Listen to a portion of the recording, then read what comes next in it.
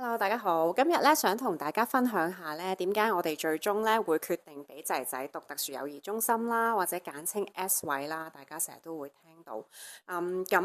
因為咧都唔止一個人問過我噶啦，有其他家長啦，好多個家長啦，其實甚至乎治療師啦，學校啦都會問過啊，其實你哋會唔會介意啊？即係覺得好似要讀特殊學校啊咁樣。咁所以我哋好想分享下我哋嘅諗法啦。我諗第一咧大前提咧，其實我哋由始至終咧嗰個初衷咧，從來都冇變嘅咧，就係無論小朋友有咩狀況都好，我哋都覺得咧一個適合嘅對小朋友適合嘅教育咧，其實係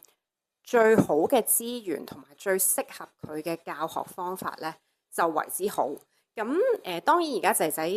唔同啦，係嘛？佢 ASD 啦，咁所以我哋覺得啊，如果一個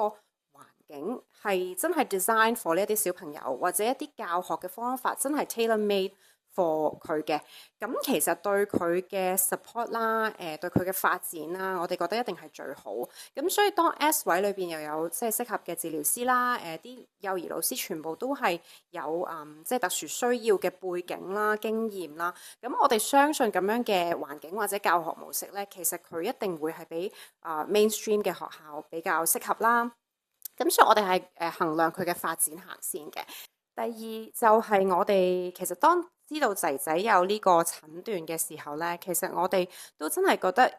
要好 open mind 咁去 explore 或者真係好深入咁了解每一個有機會幫到佢發展嘅方法。咁而如果 S 位係其中一個可能幫到佢嘅 option，咁我哋覺得一定唔可以閂咗道門咯，未了解就咁，所以我哋就真係去了解成件事啦。咁包括去 visit 咗學校2次啦，包括同裡面嘅學校裡面嘅家長啦，有啲係畢咗業，有啲係就讀緊嘅家長啦，去了解其實裏邊係點呢？佢哋嘅小朋友嘅進展啊，佢哋嘅經歷啊。係點樣呢？咁我哋同咗真係好幾位家長去了解，係啊，咁聽翻嚟嘅 feedback 都係好好啦。